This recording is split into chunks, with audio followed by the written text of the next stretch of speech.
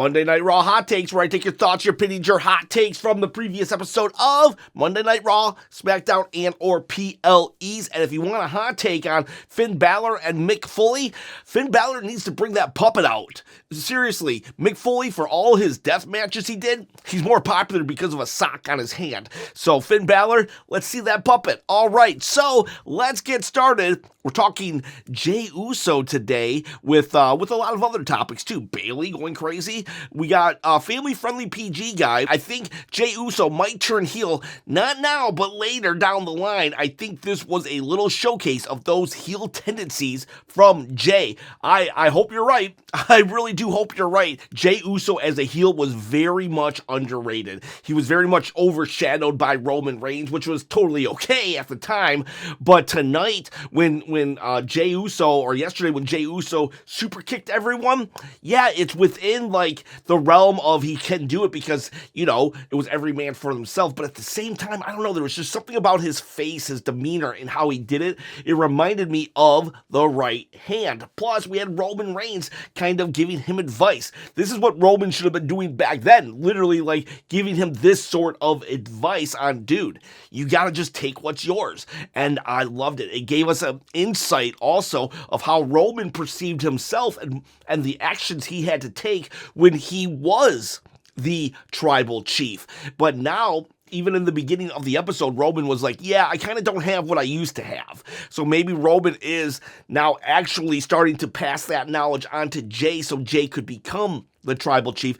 And is that what's going on? Is that what's going on? Are we setting up Jey to finally re-enter, this bloodline? Are we about to get into Bloodline Chapter 4, the Jey Uso part of it? And who knows, maybe Roman Reigns becomes a tribal elder now to Jey Uso. Remember how the tribal elders, Roman's dad, put the ulafala around Roman's neck? Well, now maybe Roman, as the tribal elder, puts it around Jey's neck. And the heel tendencies have started to show. Just last week even, if you go back to my videos, I said, this Jey Uso is a blend of tribal chief, right-hand man, and yeet. If we could just mix the two, combine the two together, where Jey Uso isn't just a one-word catchphrase, but we don't have to throw that away because the merchandise sales, I get it, they're there. And why would you just throw away something like that? Especially in this day and age. Like, you look at Seth Rollins, the dude hasn't changed anything about his character when he turned heel. He still dresses crazy. His music's still the same, where the fans will chant and cheer. He laughs, ha ha ha ha, and like everything, nothing has changed. So, like, Jey Uso doesn't have to give up everything just to turn heel, but he could turn heel still and become the next tribal chief, with Roman helping him out here and there. And it's an easy thing. You can always have Roman's presence even looming over all by Jey just saying, hey, I talked to Roman. This is the play. So I don't know. We shall see. But will it lead to this world championship? I know Bishop Marley wants it to. He says Jey Uso is winning the title back, baby. I loved his first reign. I think you might be one of the only people who did. I didn't hate his first reign, but I think it definitely fell a little flat because they gave him like 800 challengers, but the matches would never finish clean. And I think Jey carrying the title this fall would be a lot of fun. It's better than what we have been getting with the Vision. What do you guys think? Do you think Jey's about to win this title back? I don't see the heel turn happening yet, so I think no. I don't think they're going to give it to him, but I could see a world where next year he wins it. He wins it next year, and he has to fight Sami Zayn for the title at WrestleMania. What do you think on that, everybody? Roman Reigns interferes, beats up Seth, Jey wins. He's now the tribal chief. All these things are happening, and you, though, if Jey's not going to win this week, maybe you could win this week. This belt right here, I'm going to give it away at 20,000 subscribers. subscribers, all you got to do is comment below, subscribe to the channel, and hit that bell, ding, ding, ding, notification. At 20,000 subscribers, give away the belt, and yeah, hopefully I'll get to quit the day job too in the process. All right, what else we got? All right, we got WTF patch. What happened to Dirty Dom versus Finn Balor match? Finn Balor breaking up the Judgment Day angle. Finn Balor going all berserk and demon. Hate to see his potential going to waste. That's why I said actually earlier, get the puppet out, because unfortunately they just do. They start, stop everything with Finn Balor. But if he has that puppet, I'm telling you, WWE would just see the merchandise sales and they would push Finn Balor to the moon. Unfortunately, though, he might become a complete comedy character, which I wouldn't want, though, but you know, if he has a puppet, I can see it happening. I don't know. It's like, I love this Finn Balor that is trying to break up the Judgment Day. He's all happy about everybody having, like, when everything goes wrong with the Judgment Day, it seems like Finn Balor's at his happiest, and I love that Finn Balor. I love that Finn Balor. And you're right. Why? I just don't get it. Dom versus Finn. It's just so much low-hanging fruit that Triple H chooses to ignore. Seth Rollins, 9935. First, no Brock, then no Stephanie versus Naomi. That one, okay, no Brock, no excuse. Like, don't bring Brock at SummerSlam just for him to skip a PLE so he can show up at a different one. Like, just hold off on his appearance. Stephanie versus Naomi, blame Big Jim for that. And now no AJ Styles at Clash. This card took a 180 shuffle in a matter of weeks. AJ should be at Clash. AJ and Dom should be at Clash, not next week. I'm glad it's going to be in Paris still, but like, Dom and AJ, that's PLE. Amen says, not gonna lie, low-key, Penta is getting boring. He is a perfect example how a good character and wrestling style could be, but there's no storyline attached. The character would get stale after a time. Also, I agree, more fantasy booking videos. Please, Chop. Do you want to see more fantasy booking from me? If you do, give me a topic. I'll do it. But it can't be just like fantasy book, just one wrestler. You gotta like give me something to work with here. Fantasy book, the resurgence of the bloodline. Fantasy book, the breakup of Judgment Day, or something like that. Can't repeat what I just said though. But yeah, you know what, Penta. Yeah, you know, I'm actually happy he lost to Kofi Kingston, believe it or not. I do love the New Day, and I thank God for them, but I can understand why people would be like, wait, why is Penta losing to them? There's no story really here. What is the story? Now, Xavier Woods makes it hilarious. Yeah, Penta destroyed his giant freaking hat, but like, is that really a story, a meaty story for Penta to sink his teeth into? If this brings Rey Fenix into Raw, so we have the Lucha Brothers, that will change things. But right now, you are right. Penta, has he had any story? He kind of had a story with Seth Rollins, and he kind of had a story with Grande Americano, but nothing concrete. He needs a feud, a blood feud, not just this. Like, I'm just this happy guy who does this walk, and if you kind of get in my way, I'm going to make fun of you. I'm going to do this. So, like, I agree. Penta, he's lost a lot of momentum, and it's not because he sucks, it's because he's been given nothing to work with. Alberti Stein, I'm actually interested in Bayley. She got an interesting story unraveling. A lot of people are very much interested in Bayley. I'm very happy for her, but like, oh man, this is probably just a me thing. Maybe I'm overthinking it, but someone brought it to my attention. I'm like, they're right. I don't like the fact that we can literally hear inside Bayley's head. There's supposed to be a suspension of disbelief. It would be like when Undertaker used to shoot lightning out of his fingers. I'd be like, it would take me out of the moment. It's one thing to be creepy. It's another thing to be spooky.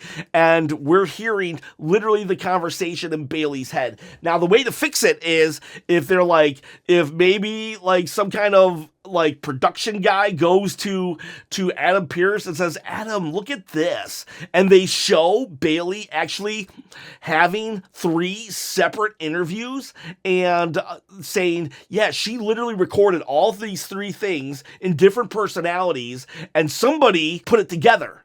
And that then would be it could be like, then it's like, then she's just completely bonkers.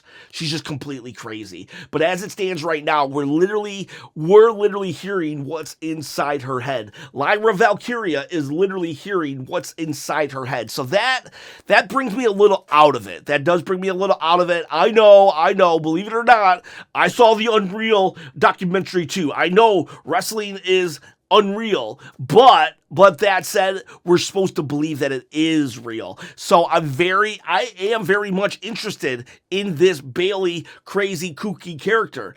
But unlike Naomi's crazy kooky character, I never actually heard what is going on inside her brain. But with Bayley, for some reason, I can. Why can't I hear what's going on inside the brain of Tozawa? But I can with Bayley. So you get what I'm saying? It's like I hate to throw a bucket of water onto this whole storyline, but like just explain that, and we can move forward, and it would be much better. The devil is in the details, and that's why I'm just not fully invested. But I know a lot of people are. I've heard almost universally good things about it. So I hate to say anything bad, because if I dare say anything bad or something that I don't agree with that everybody else is liking, well then I'm just horrible. I'm just I know nothing, and I lose 5 subscribers. But it's like I gotta call it how I see it, how I feel it. Chris Gutierrez, I've about had it. How the F is Rusev in Paris and not Dominic and AJ? That's valid right there. That's valid. Dominic and AJ should definitely be on the card. And it's like, right now we only have 5 matches. Add 6. Add 1 more if you really need Rusev Sheamus. Because I get it. Maybe you're thinking Rusev needs the pay-per-view rub. But honestly, that Rusev Sheamus match, I only know of like 3 people who are enjoying it out of everybody who's not. So, like, AJ, Dom, that should really be on. Have 6 matches, or you got to bump Rusev off, because for whatever reason, he's not really fully connecting, but it's tough. It's tough, but 6 matches. We could do 6 matches. In fact, Evolution had 7 matches, and Evolution was, like, the best, like, main roster PLE of the year. And Triple Mania, they had like a bunch of matches too, and that was like the best PLE of the year. So like 5 matches, make it 6. Make it 6. Shave off 3 minutes of all 5 matches, and that's 15 minutes. A 15-minute match with AJ and Dom. That's right there. Book it. Zap is on. They should have introduced the Bronson is Simone angle months ago. It's a much better explanation for him joining the Vision than anything we've recently received. That's actually interesting. I don't mind why he joined in that Seth. You know, Seth got beat up by Bronson Reed, so he could see how much of a killer he was, so I get that. However, we could have added to that where Seth said something like, hey, you got Samoans? Well, now I've got a Samoan. I went and got the best Samoan, the most vicious Samoan. So Seth's main reason was the beatdown, but his secret agenda was just, yeah, you got Samoans? So do I. Because we all know that Seth is like, you know, he's low-key jealous of all of Roman's success. So anything you can do, I can do better. But you know, not really at the same time. Political scientist. Roman Reigns is still kind of bad on the mic and on his own. If he goes much longer, he'll be exposed. I actually don't agree. I don't agree with this one. If that's your opinion, I actually enjoy Roman on the microphone now. I mean, not during his suffering succotash days, but right now, I love it. In fact, I think that's one of the things that's keeping Roman from elevating to how he once was during the Bloodline. He's not speaking. I want more Roman on the mic, so let's see who's right, who's wrong. Let's get more Roman, and either he'll be exposed or he won't. Nada. I'm excited for the Judgment Day fallout. I also have hope a new version of Judgment Day is created in the end. I think the new Judgment Day is the new Judgment Day right now. I think when Liv Morgan comes back, she's going to be instantly pushed out like Rhea Ripley was last year. The Judgment Day is like a 1970s refrigerator. It will outlast anything and everything. That refrigerator will outlast your appliances. It will outlast you. And the Judgment Day, they're here forever. WrestleMania 63, we're going to be like, why isn't the Judgment Day on the card? Tis Mickey, Roman bringing up the rematch clause while he didn't get a rematch. I noticed that. He said, Jey is getting a rematch. Don't complain about it. He said that to the audience. And it's like, what about your rematch? And then neither did Cody, by the way, which Cody did not get a rematch for his title. He had to earn it through King of the Ring. So you're absolutely right, Tismicky. Had me scratching my head. Also, I secretly love the Rhea, Io, and Kairi Asuka love story, LOL, even though it's like a high school drama. Hey, you know what? You like it? You like it. I don't because it's a high school drama, but you do because it's a high school drama. That's okay. We're allowed to have different opinions and stuff. So maybe this storyline is more geared towards, I don't know, towards just a different type of audience. While yes, we all love wrestling, but the wrestling audience is made up of different little audiences. So I'm happy. If other people are enjoying it, then keep it going. Just because I'm not fully enjoying something doesn't mean we got to stop it. It ends. No, not at all. It's not my cup of tea, but as long as someone's drinking the tea, keep it going. Edward O'Banner, Stephanie Vakir should have won the Intercontinental title before the World title.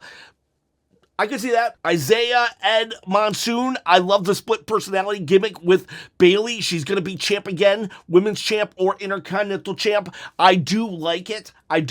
However, I think they had an opportunity to do it with R-Truth, Ron Killings. They dropped the ball there. But I do feel that this Bayley, it has so much potential. I already spoke on my reservations about the telepathy that we suddenly have with Bayley. Let me know, though, in the comments below. Am I like kind of just, I don't know, am I overreacting? Am I thinking too much into it? Let me know in the comments below.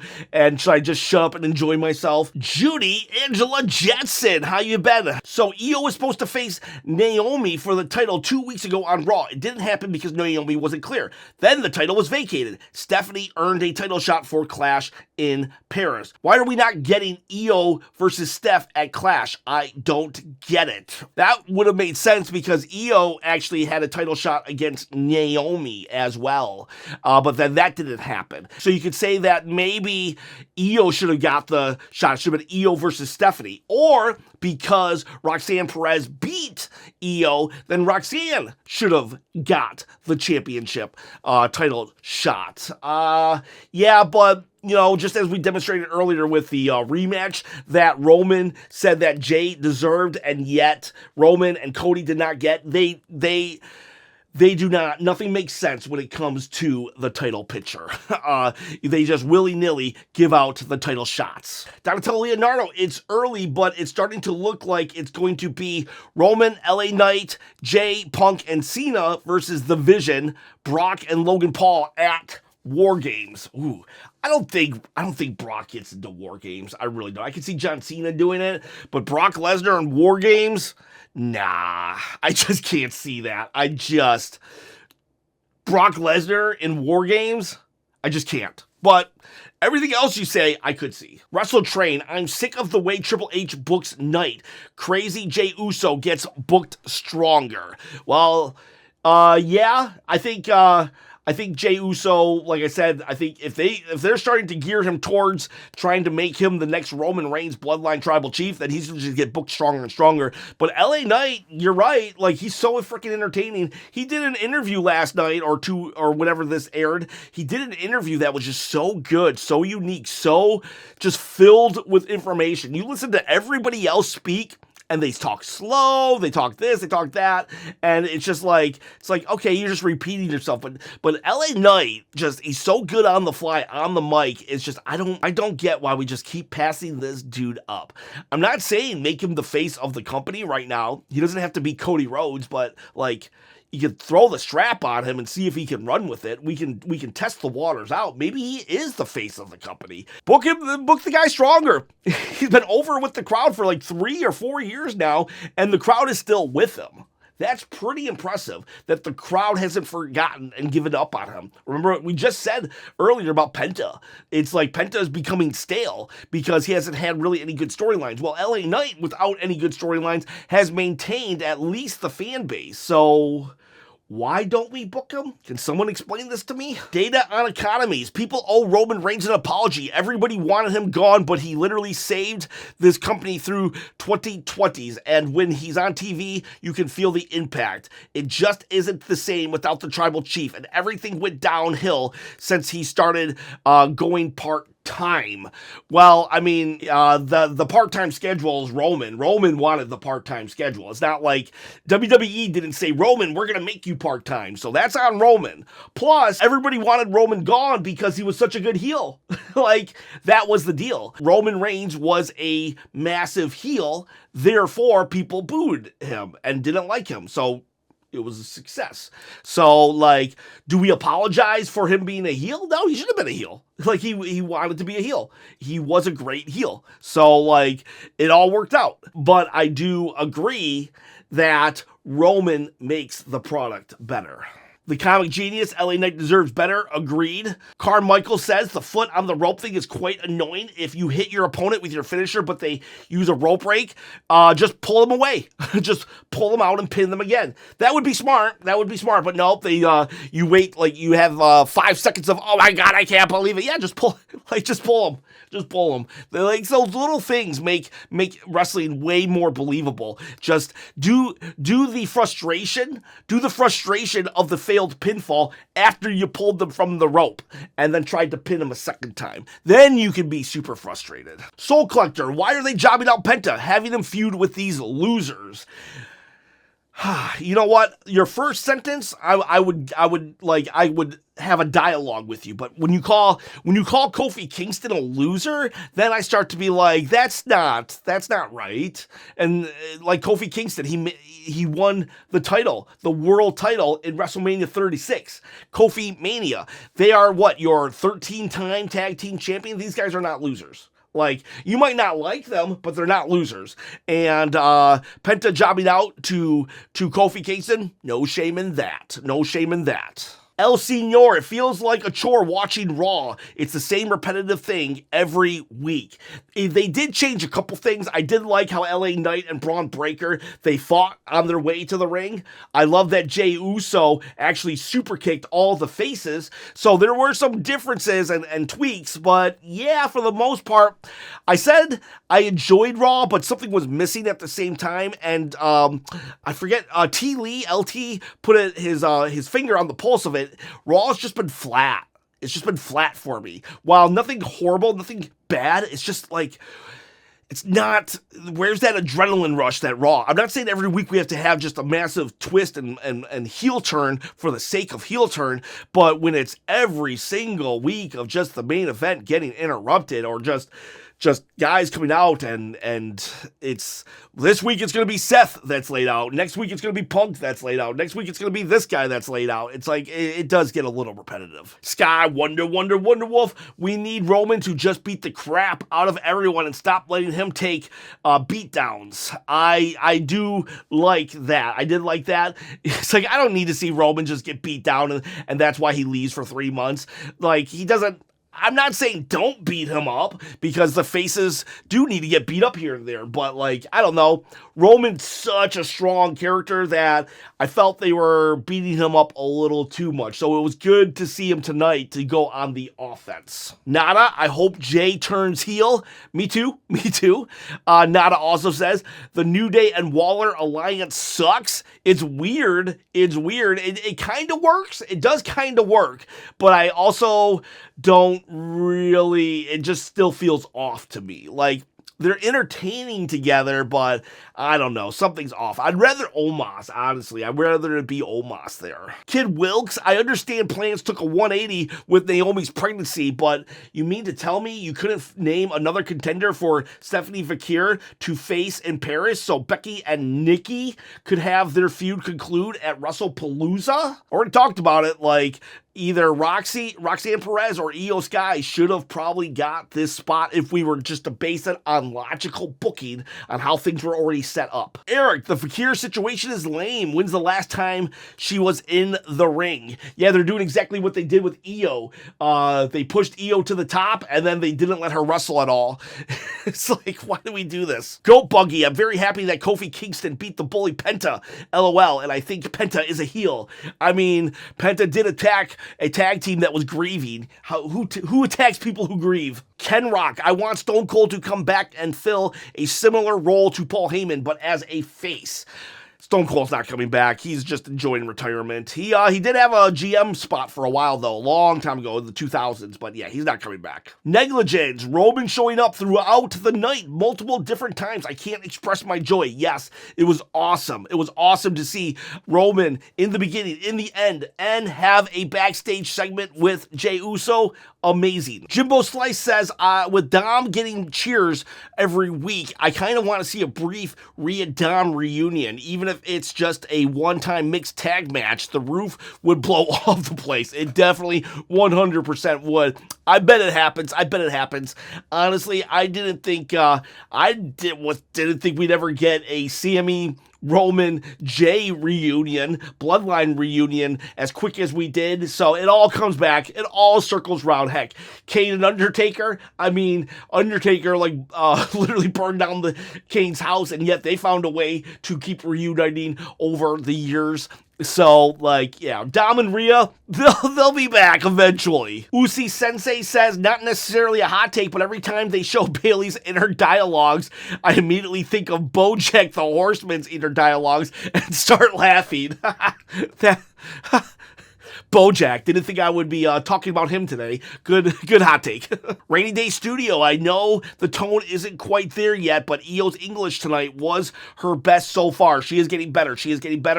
I have an Asian mom, so I totally understand Asian accents, but it is getting better. You are right. Alonzo Passion, I forgot the times were different. I'm so confused. Yes, Raw was at 2 p.m., 3 p.m. today. Smackdown is also going to be at 2 p.m. and then next Monday Raw is also going to be at 2 p.m. and then we go back to regular time. So there you have it, boys, girls. That's your hot take. Sorry I didn't get to more of them. I have to get to work. I have to run. I literally got to go. So but we'll have hot takes throughout the weekends, videos throughout the week, and I'll be able to get to more of them because I hopefully will have the weekend off, or at least the days off, so I can whatever. You don't care about that.